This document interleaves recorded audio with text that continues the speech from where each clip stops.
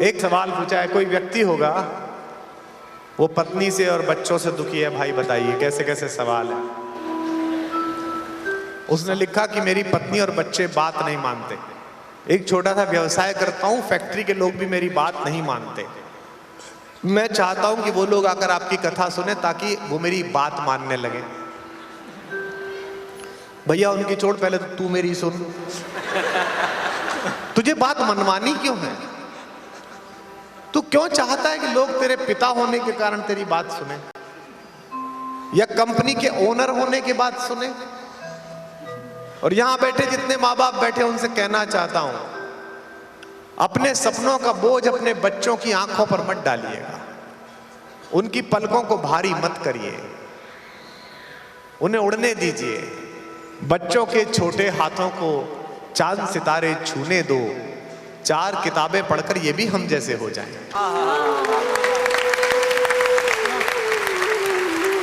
तुम क्यों चाहते हो कि तुम्हारी बात सुनी जाए?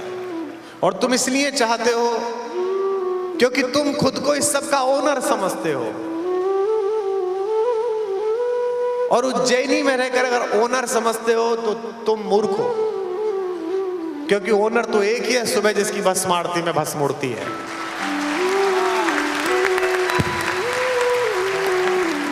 तुम्हारी मेरी सांसों का ओनर वही है, तुम्हारी मेरी संपत्ति का ओनर वही है। तुम केवल कस्टोडियन हो, तुम्हें केवल इतने समय के लिए किराएदार रखा गया है।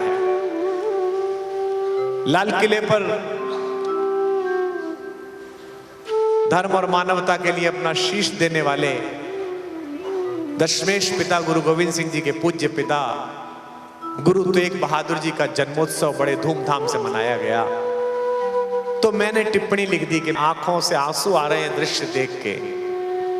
तो विपक्षी पार्टी के एक व्यक्ति ने मुझे टैग करके पूछा, भाई तू क्यों खुश है, तुझे तो बुलाया भी नहीं। मैंने कहा मैं इसलिए नहीं खुश हूं कि मुझे बुलाया नहीं या दुखी हूं, मैं इसलिए अंदर तक प्रसन्न हूं कि सत्ता के नशे में जिस औरंगजेब को यह भ्रम था कि वो एक साधु का शीश उतरवा देगा, आज उसी साधु का यश उसी औरंगजेब के खानदानियों के लाल किले पे गूंज रहा।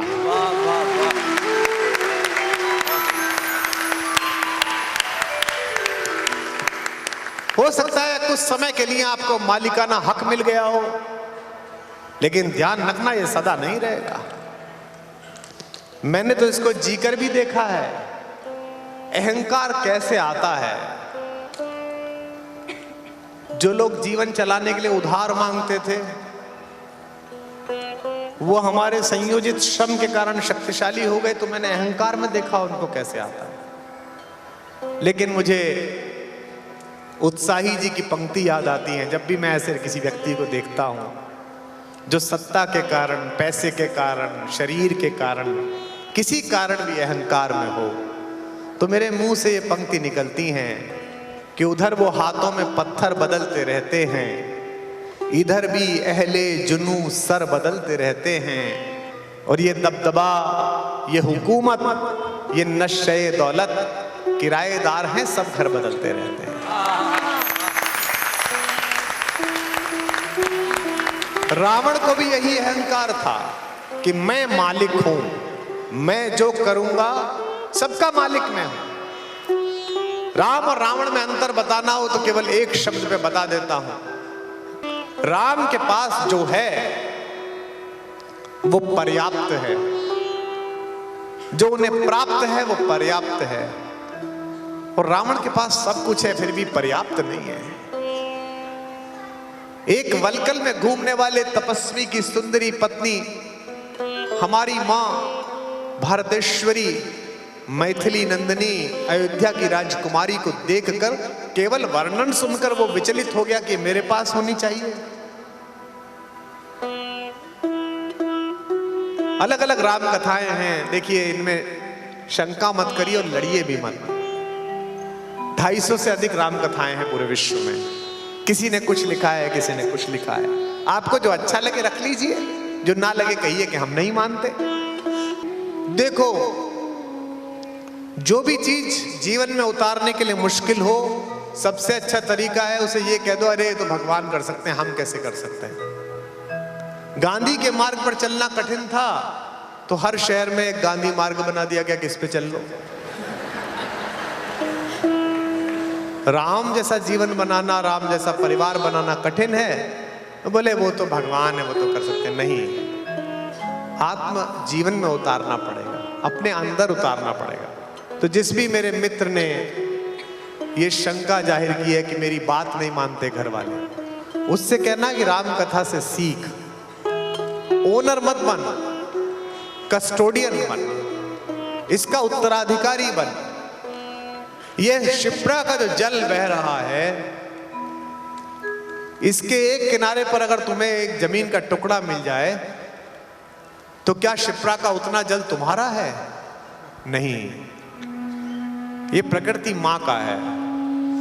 मैं जहां रहता हूं केवी कुटीर में कुटिया बनाकर गौशाला है, हमारी बहुत सारी गाय माता रहती हैं, गंगा है, यशोदा है, बहुत सारी अलग अलग, राधा है, अभी राधा की बिटिया हुई है।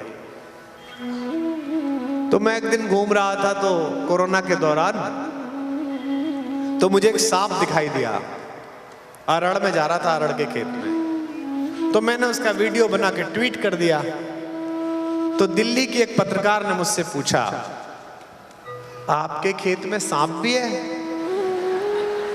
मैंने कहा नहीं, सांप के खेत में मैं हूं।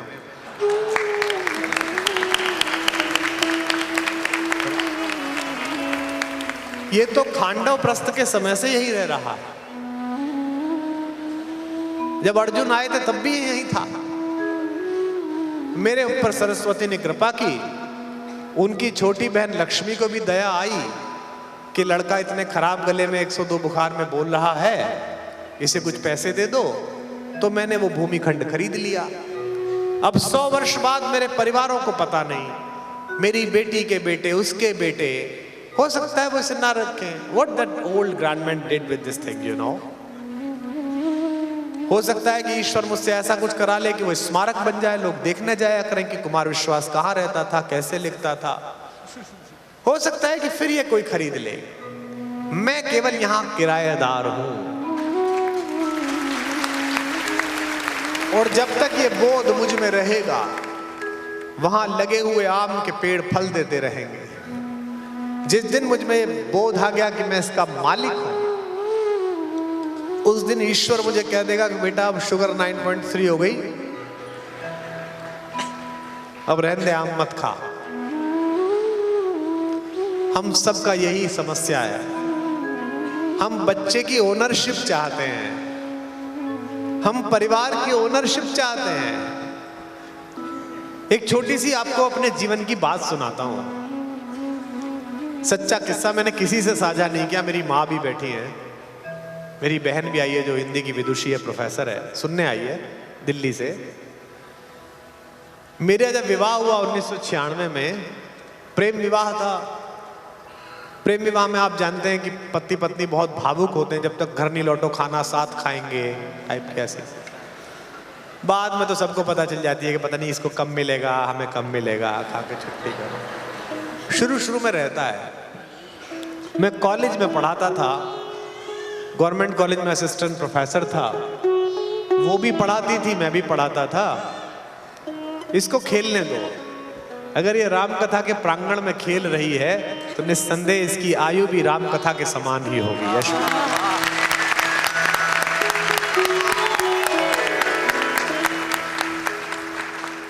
इसी में तो राम है, इसी में तो सीता है। तो मैं भरतपुर में रहता था। उस शहर में महीने में एक बार एक कवि गोष्ठी होती थी। तो मैं कवि गोष्ठी के लिए गया, पत्नी से कह गया कि 7 बजे की गोष्ठी है, 9 बजे तक आ जाऊंगा, थोड़ा लेट खाना खाएंगे। जाड़ों का दिन था, वहां लोग 7 बजे सो जाते हैं। छोटा सा ग्रामीण सा जिला है। एक मारुति 800 मेरे पास हुआ करती थी, मैनुअल स्टीयरिंग वाली, उतर के मोड़नी पड़ती थी। तो मैं लेके चला गया साहब। उस दिन किसी अतिथि के कारण कवि गोष्ठी 8:30 बजे शुरू हुई, 7 बजे वाली। और उस दिन जो कवि आए थे 3-4, उन्होंने रंग ज्यादा जमा दिया। लंबी हो गई, मुझे भी जोश चढ़ा, मैंने भी 2-3 कविताएं सुना दी। 11 बजे मैं निवृत्त हुआ। अब मैंने घड़ी देखी तो मेरे हृदय में वही कंपन पैदा हुआ,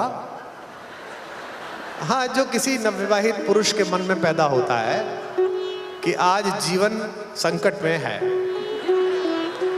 तो मैं घर पहुंचा, श्रीमती जी ने द्वार खोला, सरकार का मकान था, बड़ा लंबा चौड़ा सा। उनके चेहरे पर जो लाली थी और जो थोड़ा तनाव था, उससे मुझे लग गया कि ये नाराज हैं। तो मैंने उन्हें अपने सच्चे बहाने बताए कि भाई ऐसा हो गया था, ऐसा हो गया था, ऐसा हो गया था। मैं उत्तर उसी व्यक्ति को दे रहा हूं जिसने मुझसे पूछा है कि घर वाले बात नहीं मानते, बेटा बात नहीं मानता, उसी को बता रहा हूं। मैंने कहा कि वो देरी हो गई। उसने कहा कोई बात नहीं, चलो खाना खाते हैं। मैं तनाव को कम करने के लिए किचन में खुद काम में लग गया। करना भी चाहिए, पुरुषों को क्यों ऐसा सोचना चाहिए। तो मैंने सामान उठाया।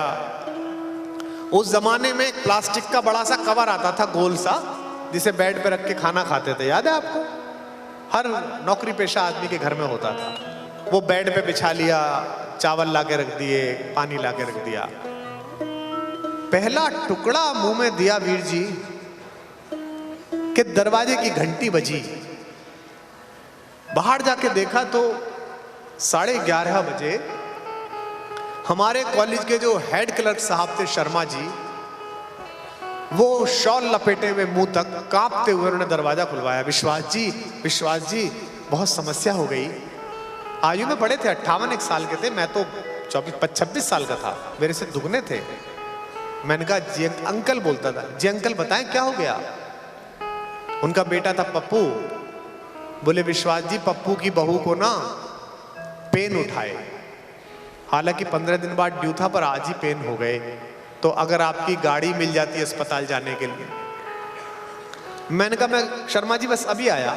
मैं अंदर गया, कपड़े पहनने में देर लगती, तो मैंने एक ओवरकोट था लंबा सा, वो मैंने पहन लिया और एक मफलर बांध दिया। मैंने कहा चलिए शर्मा जी। मैंने पत्नी से कहा कि सुनो, वो पप्पू की बहू को ना दर्द होना शुरू हो गया है, तो मुझे छोड़ गया। बोली खाना? मैंने कहा तुम खा लो, मैं आके खाता हूं। मैं पप्पू की बहू को 11:30 बजे लेकर अस्पताल पहुंचा। 12 बजे सरकार के अस्पताल, डॉक्टर कहाँ है, स्ट्रेचर कहाँ है, पता ही नहीं चल रहा था। आधा 1 घंटे में चीजें प्रकृतिस्थ हुई। पप्पू की बहू को नर्स लेबर रूम में ले गई। 1 बज गया। अब पप्पू की मम्मी मुझसे बोली भाई साहब एक छोटी सी समस्या है। मैंने कहा जी बताइए। हम और पप्पू के पापा तो यहाँ आ गए, पप्पू तो घर ही रह गया। और एक गर्म पानी का फ्लास्क भी लाना है भाई साहब, ताकि बहू को जब कुछ हो जाए तो उसे गर्म दूध मिल जाए। मैंने कहा जी भाभी जी जाता हूँ। मैं गाड़ी लेकर गया। श्रीमान पप्पू जो पिता बनने वाले थे, उनको कहा कि अब आप ही पप्पू नहीं रहेंगे, परिवार में नव्य पप्पू के आगमन की सूचना है, आप विराजें।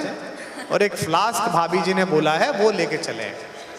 वो फ्लास्क लेके पप्पू जी बैठे। हम 2:30 बजे पहुंचे, 1:30 बजे।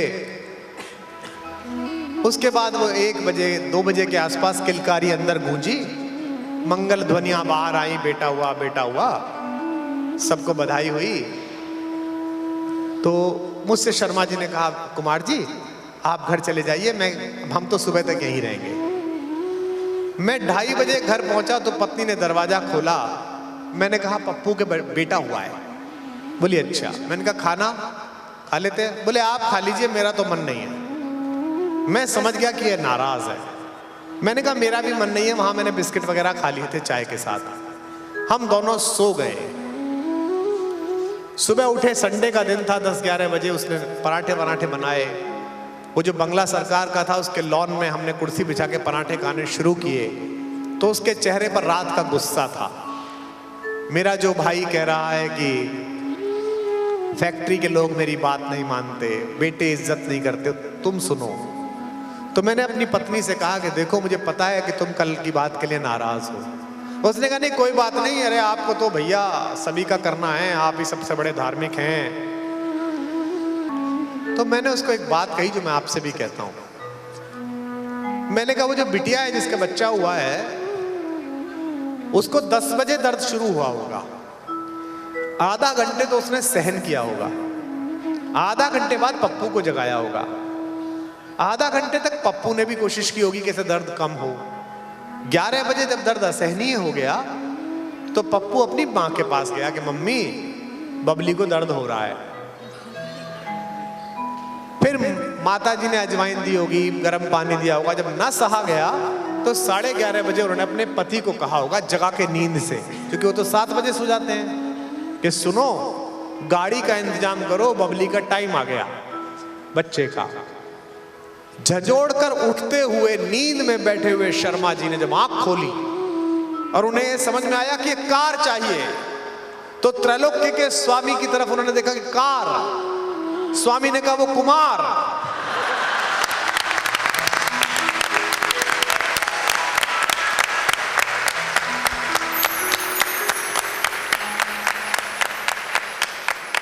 मैंने उससे कहा कि इस परिसर में 300 प्रोफेसर हैं, 150 गाड़ियां हैं, सब मुझसे सीनियर हैं, बड़ी बड़ी गाड़ियां हैं, लेकिन उस त्रैलोक्य के स्वामी ने कहा वो एक लड़का है, उसे मैंने अभी गाड़ी दिलाई है और उसको बोलो वो गाड़ी लेके जाएगा।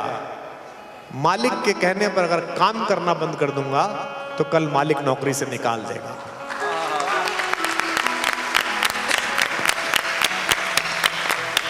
मैंने कहा कि मैंने तो अभी 6 महीने पहले शहर में ज्वाइन किया है, यहां ऐसे ऐसे लोग हैं जो इसी कॉलेज में पढ़े थे, एमए करके यहीं प्रोफेसर हो गए और यहीं पूरे जीवन पढ़ाया और पढ़ाएंगे, और कॉलेज से ठीक पीछे शमशान है,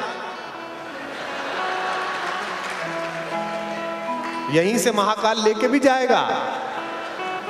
लेकिन उस त्रैलोक्य के स्वामी ने, उस राघवेंद्र सरकार ने, उस राम ने उनके मस्तिष्क में जो संकेत दिया, अगर तुमको सीमेंट की एजेंसी मिल गई है और अगर तुम आगे किसी का मकान बनने के लिए, किसी मंदिर के निर्माण के लिए, किसी अस्पताल के लिए उसे आगे नहीं दोगे तो वो सीमेंट पत्थर बन जाएगा, ना तुम्हारे काम आएगा ना किसी के काम आएगा। तो जो मेरा मित्र इस बात से चिंतित है उससे अनुरोध है कि ओनर मत बन, कस्टोडियन बन। दुनिया का सबसे बड़ा डीएनए, दुनिया का सबसे पुराना राजवंश मेवाड़ है। महाराणा प्रताप ने कभी स्वयं को राजा नहीं लिखा, आप चले जाइए आज भी पता चल जाएगा। वो कहते हैं कि राजा तो एक लिंग है, हम उसके मुनीम है, दीवान। उसने हिसाब किताब हमको पकड़ाया, हम हिसाब किताब लिख रहे हैं, इसलिए वहां राजा नहीं कहा जाता, एक लिंग दीवान। मैं भी महाराणा के जन्मदिन पर जब लिखता हूं तो यही लिखता हूं, एक लिंग दीवान। जब तक प्रभु द्वारा दी हुई शक्तियों के प्रति, ईश्वर द्वारा दी गई अनुकंपाओं के प्रति इस कृतज्ञता भाव के साथ रहोगे कि तुम इसके कस्टोडियन हो, तब तक भगवान तुमको नवाजेगा। और जिस दिन इसके ओनर बनने की कोशिश करोगे, बड़े बड़े ओनर नहीं बने इसके, तुम क्या बनोगे, बड़े बड़े राजा चले गए।